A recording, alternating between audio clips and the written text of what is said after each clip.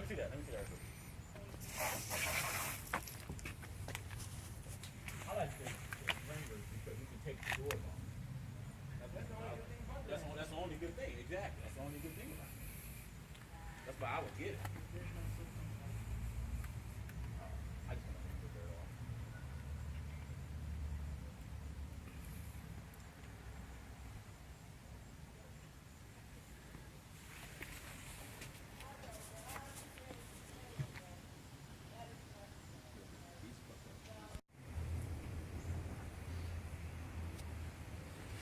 Okay, this video is about replacing some stairs.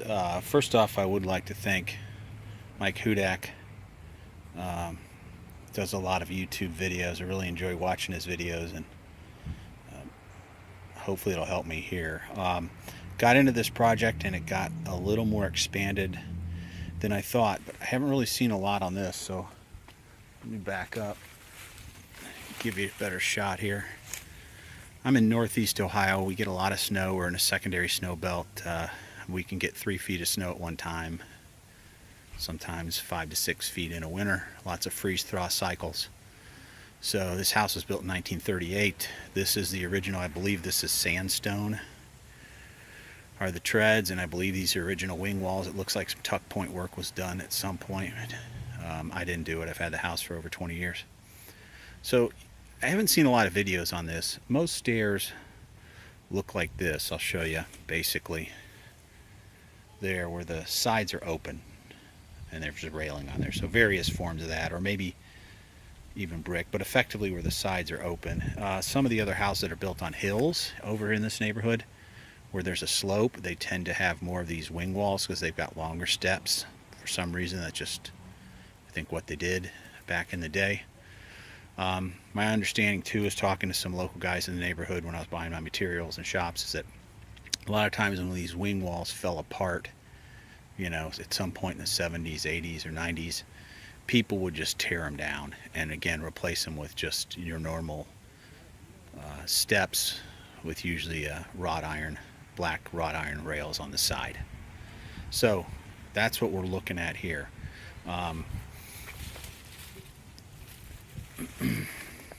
The problem was this has settled a little bit, really not too bad, and the riser bricks kept failing. I had them patched up I think once or twice, so every couple years they'd fail, and the reason is the steps are slightly pitched backwards, and this happens to face literally exactly due north, meaning a lot of times in the winter, because we have a lower winter sun here in this Cleveland area pretty far north, sometimes this won't even get any sun on it whatsoever, so you just have a constant puddle of water here sitting, and it just eats into this grout. So I was faced with the choice of just putting the bricks back in, regrouting them, and having them fail in anywhere from 2 to 5 years, or just trying to fix this thing right. Again, the project got a little over my head, but I'll do my best, and I think I can eventually get it done. And right now I just don't have the money to hire somebody to come and do it. It's just not in the cards based on the situation and other repairs that have to be done. So the first thing that happened is, and I'll mix in some random pictures that I have, I won't even describe them, they are what they are, you'll see, is that the way these things were set was like this, I guess a soldier course. I think that's bad. I think it just means there's a lot more grout, and also the bricks would hang, you can't really see it, but they hang over the edge there. So it just seemed not the right way. And when I look at all the other houses that have clean new stairs, like again, maybe they were redone 10, 15 years ago, like a total tear out and redo, I'll show you what their bricks look like. That brick's too big, but anyway, you get the idea. Basically, they have 2 bricks. This is an old, whatever it is, it's a standard brick instead of, I don't know, modern or whatever it's called. But usually they have 2 bricks, like one here and it's mortar and one there, and they're running in like a I can't remember what it's called, border course or something like that. So they're running like that as opposed to having these ends stick. So that's number one. I'm going to do it like that. Second thing that happens with these things, they fail, is this center support fails, and then you get the treads crack right there in the middle, basically, once that thing fails. You can see that's just clay some sort of clay drain tiles or tiles. So so the issue I face is, do I try and do it like the old construction and recess these things? You can see how far they're recessed. They're recessed way too far. But effectively what they did when they built this was they built 3 risers. 1, 2, center one goes all the way back, and the 3rd riser. Then I believe they built the wing walls around those risers, and effectively they'd have to, you know, cut a few bricks. Basically, not even cut them, just whatever. Hit them with the chisel and chop them, and make them fit in there, in between the top and the bottom. And that really wasn't a bad deal. Probably didn't really take any time at all. Now, if you ever have to do any repairs to these, God help you, because you have to do what I've done, which is tear everything out. So I can see why they did that when they first built the thing. Also too, depending on how thick these wing walls are, sometimes you want them connected together. So I think their idea was to have them connected to provide some stability laterally to these wing walls. So what I'm going to do is my idea is I'm going to brick up all this whole area. I'm going to cut these slabs. Well, I'll wait to cut them in the last, but I'm going to put pour a pad in here. I'm going to put in cinder block risers, tear these out. I'm going to put 3 cinder block risers. 1 here, 1 in the middle, and 1 on this side. So I'm going to have basically cinder block risers. I might have to use 2-inch, those 2-inch thin blocks, or maybe even cut a cinder block to make it fit, whatever. I'll have to measure and think about it. But and then I'm going to cut the stone here.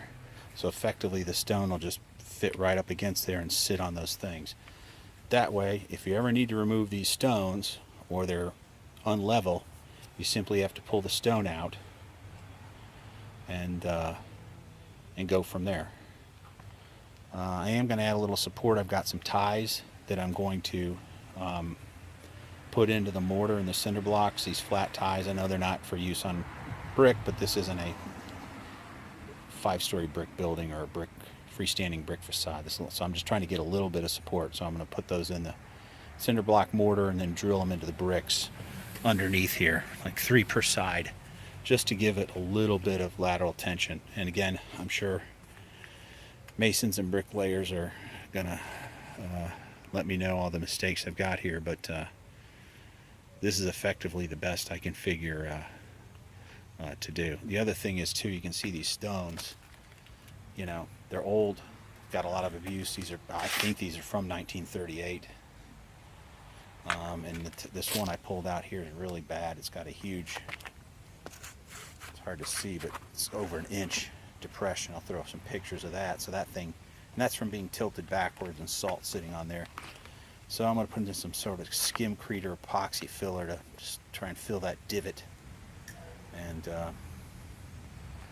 go from there. So here's some information on wing walls. Maybe I'll throw a couple more videos in as I go along.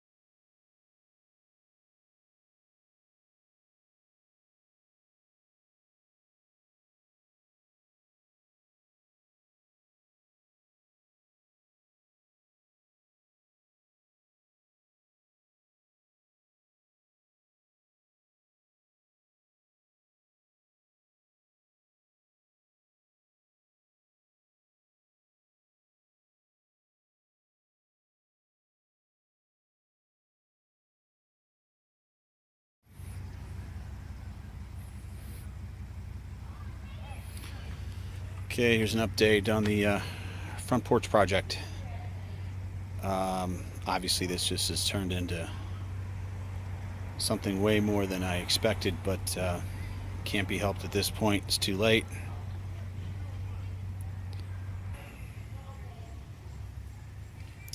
I'm fully committed at this point. Okay, so a couple updates here just to show you. The idea is to clear out all this debris here, put a little layer of gravel in there, and pour a concrete pad. Again, I talked about this in the first video.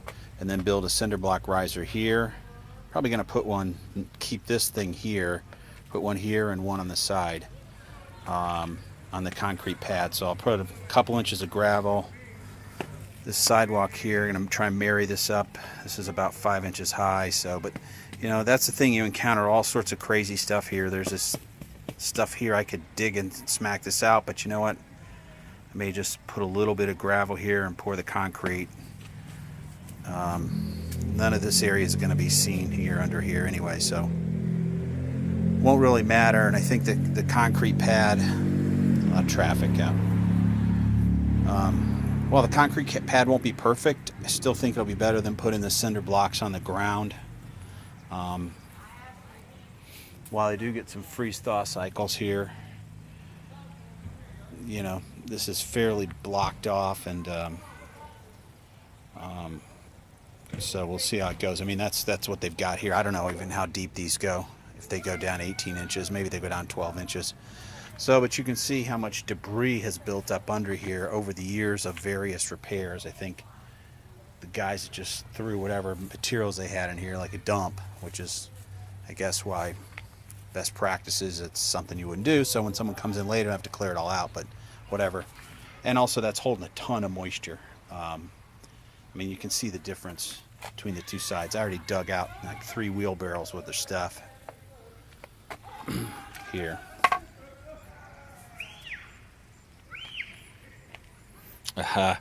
So I think I'm going to get rid of this block. Looking at these, I'm not sure I want to take this all the way back down. I want to leave some support here for this upper piece. So I think I'm just going to take this one out here, leave these, put the gravel around it, put my form in the back here, and just pour the concrete around this thing to build a pad. I guess the pad probably is going to be, I don't know, at least 3 inches thick, maybe 4. Oh, here are the treads. It's kind of a pain getting those out. What I did was, on a couple of them, on the last 2, or no, really on, I think on all of them, I ended up just cutting off on one side. Like for example, when the tread was sitting right here, I just took circular saw with the right blade, whatever that is, a diamond tipped or masonry blade on a circular saw, and cut this. So now I'm gonna have to fit these down because they recessed in 6 inches on each side, so I'll still have plenty of room to use these treads. Part of the problem with this whole setup too is these treads are 3 inches, which is actually bad because it makes them way more heavy than they need to be. And also too, the course of bricks at 7 3/4 between just doesn't quite fit. So anyway, plus they were tilted backwards, and the way they set the bricks up with kind of like what I showed before, like that, with the nose sticking out and the half a brick hanging off the thing, or a quarter of a brick. Anyway, it's just the design. I get it. It kind of looks good. I'm sure it looked good when stuff was brand new, but I'll put them in a more of a bed course, I guess, or bonded bed course. I can't remember. Again, and don't do any masonry work yourself. Always hire a professional. This is not an invitation to do work. Hire a professional, and save yourself a lot of trouble. But anywho, just a disclaimer there. So I ended up cutting those off so I could get them out. So they're 3 inches. I'm going to show you the stone too. Hold on. But I'll have enough tread left to use it. I looked into getting new treads too. Again, just it's not in the budget. I'm already probably way over what I had, and based on my situation right now, I just can't afford it. So I'm gonna have to muddle my way through this. I found landscaping treads. A guy gave me a deal on them. They're like $150 each, but they're only 14 inches deep. So again, I'd have to change my design setup to have the bricks run, the riser bricks run behind this, and I'd have to build a whole cinder block, like a landscaping style, where I built the cinder blocks all the way across, and that would cost more money for cinder blocks at $1.50 each or whatever. So it kind of counterbalances it, even though I'd have brand new treads. But because these treads are, I think, 16 inches deep or something like that instead of 12 or 14. I think the other ones are 14. So with an overlap, there's really exactly 12 inches. So anywho, here's the stone that I cut. Now note these swirl marks are from the blade. That's not from the stone. But everyone around here, again, this is in Northeast Ohio, outside of Cleveland. Everyone says sandstone, sandstone, sandstone. I'm inclined to think this is limestone, but maybe someone can comment on it that has a little more expertise. Again, these swirly marks from the saw. So this is where it broke off here. Get in a little bit there.